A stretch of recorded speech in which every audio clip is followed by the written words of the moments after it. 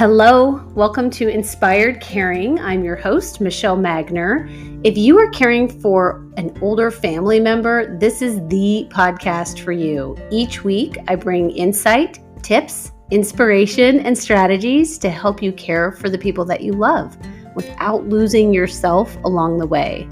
Having cared for both of my grandmothers, I've helped manage everything from hospital stays, households full of belongings, to navigating senior living and end-of-life care. And I've worked in senior living as a result of that experience, serving my residents and their families as they've been on this journey too. Thank you for joining me today, and I hope you enjoy this episode of Inspired Caring.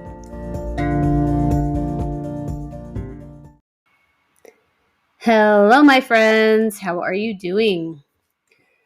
This week, we are going to talk about when to stop treating or to discontinue extraordinary measures for someone. Ooh, this is a heavy subject. But it's an interesting topic that has surfaced in the support groups about at what point does your loved one stop going to the doctor to get even regular exams or treatments? And I think it's a really good question. Now, I have to say, I am not a doctor. I am not a nurse. I am not medical in any way, shape, or form.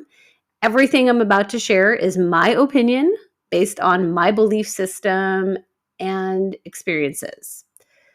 Something else worth noting is this does not have to be a great big mystery. That is why everyone should have a living will to outline medical preferences.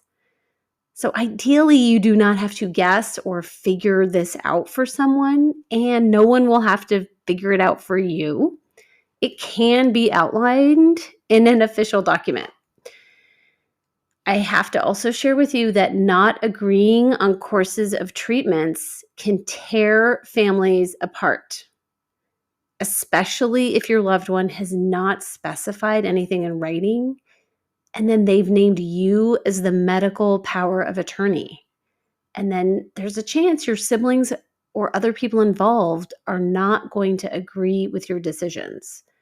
I have seen this time and time again where people are not on the same page and that person is no longer able to make decisions for themselves, and it can just shred a family. All of us have very different metrics for how we measure our quality of life. For some people, it is simply being able to eat ice cream and watch a football game on TV. They can have those two things. They feel that they are having a completely satisfying existence. For others, it may require knowing who your family members are and being able to enjoy each other in a meaningful way. All of us individually get to decide what constitutes a quality life. But I cannot emphasize enough the importance of communicating that information to the people that you are putting in charge of those decisions for you. And if you are the person in charge for someone else, if they are able, getting that information communicated to you. It's really important to take into consideration quality of life versus quantity of life. We are living on average, our lifespan has just increased to like 79 or 82 years old, but the last 12 years of our lives are dealing with chronic illness. And it's just something really important for you to take into consideration. So I'm seeing treatment fall into three categories. Category one is keeping people comfortable and treating pain, things like headaches, urinary tract infections, back pain. All of that is a no-brainer to me. Of course, you're going to treat those things. That is compassionate care. No-brainer. Category two, in my opinion, are things like regular checkups with blood work. I think this really depends on the individual, how their health has been, what their age is, their lifestyle. Something to consider is what would you do with information when you have it? If someone's quality of life is tanking, is it worth treating things like blood pressure and cholesterol? Those types of things.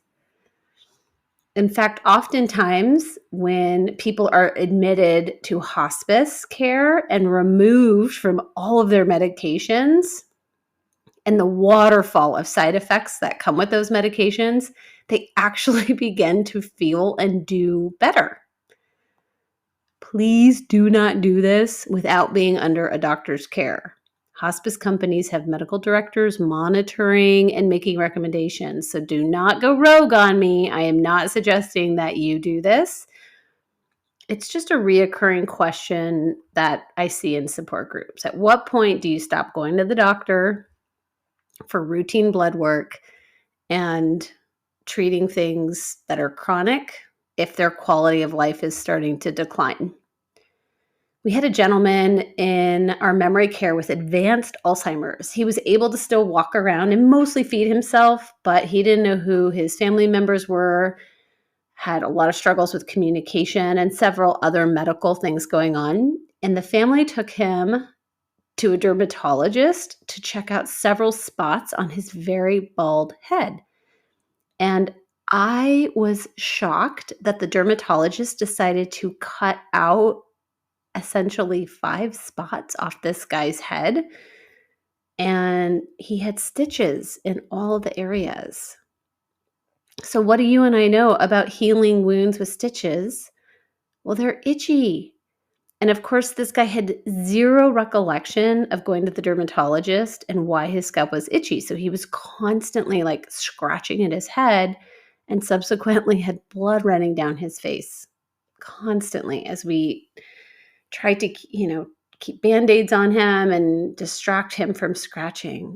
So in my opinion, this felt like an unnecessary procedure because it made his daily life pretty uncomfortable. And to what end? It didn't seem like if he did have skin cancer, is that outcome worse than where he was at with his late stage Alzheimer's? Some considerations in balancing there. Category 3 is the bigger stuff. We admitted a patient to our nursing home who had 2 ostomy bags, I think that's what those are called, and a feeding tube, and just a number of other really complex medical situations that were way beyond my understanding. And the person was not very responsive or medically doing well. Like they were qualified to leave the hospital, not on full life support or anything, but just in a situation where in my opinion, and really that of our team, like just their quality of life was in question. And I was asking the social worker, like, how does this happen? And the response was twofold, and it sort of didn't surprise me. The first is, at least in the US, our medical system is completely designed around the model of diagnosis and treatment. And even now, what I'm hearing from people is very little attention is given to end of life and dying in medical school, and doctors are taught to treat. And really, it feels like at all costs, and I don't mean financial, there's other costs associated with treating things as well. I highly recommend the book Being Mortal by Atul Gawande. I think that's how you pronounce his last name. The author is a physician who was taking care of his elderly father, who was also a physician and navigating the healthcare system. And he reminds us that we always have a right to refuse care and step out of the system.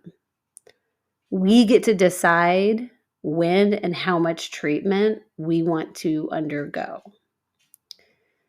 So when that particular person went to the hospital, they quickly started down this path of, well, we can try this and we can try this and we can try this. And the outcomes became this snowball compound effect of things that just weren't working. And so they kept trying something different and then ultimately left this person in a precarious state. And I reiterate, this person did not come to us bubbly and full of life with a few medical things to manage. It was just a pretty bad state of affairs. So the second response as to how this happened was it was a result of decisions by the kids, because of course the medical system is designed to diagnose and treat. And also, the kids, even though the person was in their, I believe, late 80s, they just could not face the fact if something was left untreated that this person was going to pass away. And they were led down this path. I feel like there was potential that there are just families, we just really struggle. We struggle to face that fact. And it might have been hard for the doctor to give an honest assessment of the person's condition because they're looking for hope and options as well. And, the person was probably nearing some end of life. These were just all Hail Marys that they were reaching for. And it just had devastating consequences. And ultimately, the person passed away several days after coming to the building. There came a point where the treatments for my father-in-law's cancer was just doing more harm than good. His organs couldn't handle it anymore. A year ago, we went to the hospital because just everything was shutting down. And once they got the oral chemo out of his system, he perked back up. We know the treatments did buy us some time. Last summer, when we were told it had spread to his brain, and without radiation, we were looking at like a matter of days. And the doctors could not predict how long we would have with treatments, but the side effects he felt like were worth the risk of the treatment, or the effort of the treatment, I guess. So we ended up having another 7 months together. But again, like the doctors knew very specifically, like if you don't treat, this is what we're looking at. If you do, I don't really know what you're looking at. So it's just hard, right? The not knowing is just so hard. Every living thing has a life cycle. It's just how the system works. And none of us are getting out of here alive. I know it is so hard to say goodbye. And if you have listened to the last few episodes, we're relatively raw and fragile for us. But just something to take into consideration as you ponder these things. Are you trying to avoid one negative feeling, but generating another negative feeling? And I think this happens to us more than we care to realize in general in our lives. So in this situation, are we or they choosing suffering because we want to avoid sadness of losing them? I'm seeing people in the support groups online just really struggling with getting more help and having their loved ones move into a nursing home, and their current situation is just not working for them. So they are choosing the misery of keeping things the same. And I'm telling you, people they are saying, I am miserable. And they are choosing that over what they suspect would be guilt for moving them someplace where they could potentially get more care. Well, they would get more care. So just consider that. Are you choosing one feeling to avoid another feeling? Science is amazing. Doctors are able to do incredible things, nurses, to help keep people alive. I am just regularly seeing this happening at too high a cost, and one that the person doesn't want to pay. Your healthcare directives are super important. And having someone that you can trust implement them is the next step. It's also really important.